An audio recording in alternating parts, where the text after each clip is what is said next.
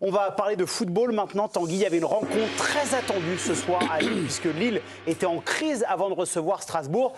Et ça s'est mal passé pour les nordistes. Non, ils vont s'enfoncer encore un petit peu plus dans la crise, les Lillois, parce que les Strasbourgeurs ont fait un match énorme ce soir face à Lille avec Joachim Panicelli qui se retombe parfaitement sur ce centre de Guélo Adoué pour tromper Berké aux heures. Il va se transformer en passeur décisif, hop là, en une touche pour Julio Enciso. Là, on joue la 26e minute de jeu, puis derrière, c'est Martial Godot d'un doublé qui va enfoncer le clou pour les Strasbourgeois. Hop là, au deuxième poteau sur le centre de Diego Mora. Et puis là, dans les 6 mètres, sur la passe de Julio Enciso en fin de match, c'est Mathias Fernandez Pardo qui va réduire l'écart. Lille est 5e, mais Strasbourg revient à 2 petits points du LOSC qui est 7e. Merci beaucoup, Tanguy. Alors, puisqu'on parle, tout le monde doit se serrer les coudes. C'est vrai que cette semaine, il y a eu quelques rumeurs autour d'un possible départ de Bruno Genesio. Cette information a été démentie officiellement par le club lillois qui a même fait un communiqué vendredi. Voilà, mais avec cette défaite ce soir, est-ce que, selon vous, Ludo, Bruno Genesio doit rester l'entraîneur de Lille, stop ou encore? Je dirais encore. Encore? En tout cas, quelques semaines, voire quelques mois. D'accord. Il me semble qu'il est certes jugé sur sa qualité d'entraîneur, c'est-à-dire malgré les absences, malgré un recrutement, en fait tout le microcosme du LOSC doit s'inscrire dans cette faute, puisque le recrutement, vous voyez que le gardien c'est pas à la hauteur, Brown c'est pas à la hauteur, Ngoy c'est pas à la hauteur. Derrière, tu as quand même les blessures d'Igaman, Sarawi, André, Bentaleb. Donc ça fait quand même beaucoup sur l'ossature de cette équipe-là. Elle n'est pas la même. J'attends de voir quand certains joueurs vont revenir. Si ça devait Le seul hic pour moi de Bruno Genesio, je ne comprends pas comment il utilise Olivier Giroud. Je ne comprends pas sa manière de voir les choses avec Olivier Giroud qui est en ce moment son attaquant de pointe. Et l'utilisation d'Olivier Giroud. Alors les 5 premières minutes ou les 10 premières minutes, ça a été intéressant. Parce qu'il y a des ballons, il y a des centres, il y a des choses, ils ont mis de l'envie. Mais quand tu joues avec 2 excentrés qui sont plutôt des joueurs qui aiment dribbler, qui aiment déborder en fausse patte, et personne au chevet d'Olivier Giroud, parce qu'il met Pardo d'un côté, il met Ethan Mbappé de l'autre, il n'y a personne en soutien. Il y a 2 jeunes de 18 ans qui sont dans le milieu de terrain. Et moi, je veux bien qu'on siffle Giroud. D'ailleurs, j'ai pas beaucoup apprécié. Je veux bien, non, c'est pas bien. Non, mais j'ai pas beaucoup apprécié qu'on le siffle parce que je crois pas qu'il soit totalement responsable, même si peut-être il peut mieux faire. Mais essayons d'entourer un peu mieux Olivier Giroud. Petite parenthèse, Ludo, puisque vous parlez des sifflets, à la fin de la rencontre, les joueurs lillois ont été convoqués au pied d'un gradin pour se faire gronder par les stadiers.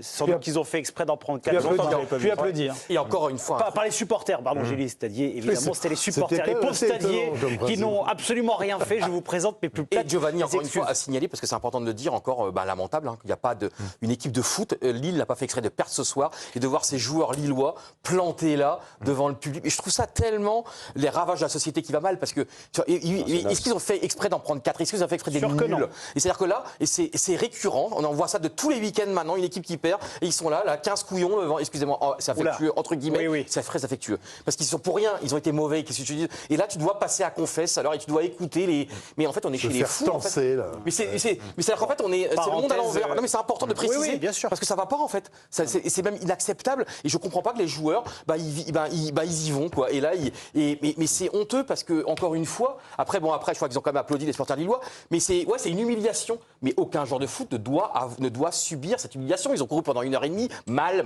pas d'intelligence, rien. Je pense qu'ils sont les premiers dépités d'avoir été mauvais. Exactement. Et ça commence à devenir, là, il y a eu un nombre incalculable de sifflets tous les week-ends. Là, ça a été Ligue 1, Ligue 2, et ça siffle. Et il y a un moment donné, il faut être là quand même derrière Lille. Lille est dans la panade la plus totale. Jeudi, ils vont jouer un match décisif en Ligue Europa. Ils sont pas au bout aussi en Ligue Europa. Ils peuvent passer à la trappe. Et je trouve qu'en ce moment-là, il faudrait faire la cohésion, et c'est l'inverse. Mais je te rassure, Johan, ils y vont, mais ça rentre là et ça ressort de l'autre côté.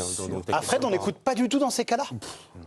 Non. Mais tu vas écouter quoi? Moi, j'ai été sifflé par beaucoup de personnes, mais alors je suis pas au pied d'un stade. Je suis d'accord que les supporters, ce sont des personnes qui sont très importantes dans un club.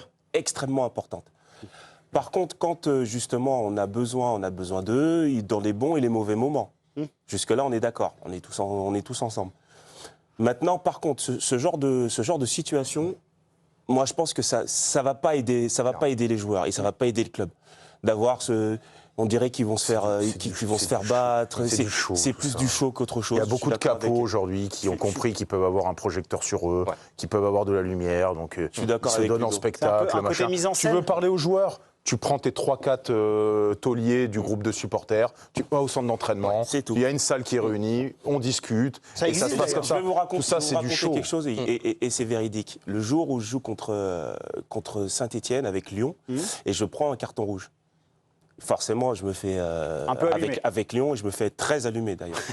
Bah, le lendemain ou le surlendemain, je vais voir les supporters lyonnais dans leur dans leur local et on discute entre nous et voilà. Mais je pense que Pas de c'est caméra, un échange pas de simple. caméra Voilà. et un échange simple et voilà. Très Mais bien. je pense que c'est des choses qui sont beaucoup plus Impactante quand impactantes t'es en... qu'autre chose. Très bien. Et Que là, devant la les direction caméras, d'un club doit intervenir, ça. Bah oui.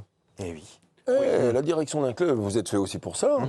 Ouais, pour soutenir. On y va pas, mais si on doit faire quelque chose, on le fait d'une façon claire. Mais là, je partage tout ça. En fait, c'est du cirque, tout ça. On va recentrer le débat sur Bruno Genesio avec une déclaration avec vous, Tanguy. Ouais, c'était encore au micro de Ligue 1+. Depuis le début de l'année, les résultats ne sont pas bons. On a beaucoup de blessés, d'absents. On ne va pas se chercher d'excuses. On a un match jeudi, on l'a dit, contre Fribourg. C'est une chance. C'est un match où on devra aller chercher notre qualification. Ça peut être une bascule dans une spirale plus positive. Régis, stop ou encore pour vous? Non, encore. Encore et sans problème. Pour vous, c'est pas le principal problème de Lille? Non, c'est pas le problème. Maintenant, on était loin d'imaginer il y a quelques mois ou quelques semaines Ça la allait tellement bien. fragilité d'un club et comment on peut en arriver là. Je veux dire, regarde, ça fait quelques années maintenant, il y a une structure de club, il y a des joueurs, il y a un recrutement, il y a du bon travail qui se fait, ils font de très belles saisons, très agréables à regarder club est sain jouer, aussi. un club sain. Et là, en deux mois de temps, pour des raisons de recrutement, pour des raisons tactiques, des raisons humaines, des raisons pas d'accord dans une politique sportive, dans les échanges. Et Bruno, humainement, il est très clair avec lui-même. Dire, c'est quelqu'un, il dit les choses, si ça lui va pas, il va s'en aller. Alors j'ai vu dans la presse comme vous... Ça a été démenti. Hein. Ça a été démenti, il a peut-être eu des petits problèmes perso. Lui, il est très attaché aux valeurs humaines et aux relations des uns et des autres. Quand on se dit les choses, on les fait. Si on les fait pas, ça lui plaît pas. Donc il y a peut-être tout ça. Alors, l'addition de toutes ces petites choses vous a amené aujourd'hui à une difficulté aujourd'hui. Et c'est dur sur le terrain. Et on l'a vu ce soir malheureusement. On va conclure avec le résultat du duel qui a opposé Johan et Régis, savoir qui s'est imposé. Et c'est Régis, mine de rien, il ne voulait pas le faire ce duel, il s'est quand même imposé. Bravo Régis. Messieurs, je vous remercie. Félicitations. La plus grande offre de sport accessible à tous, disponible sur le site L'Équipe dans l'espace TV.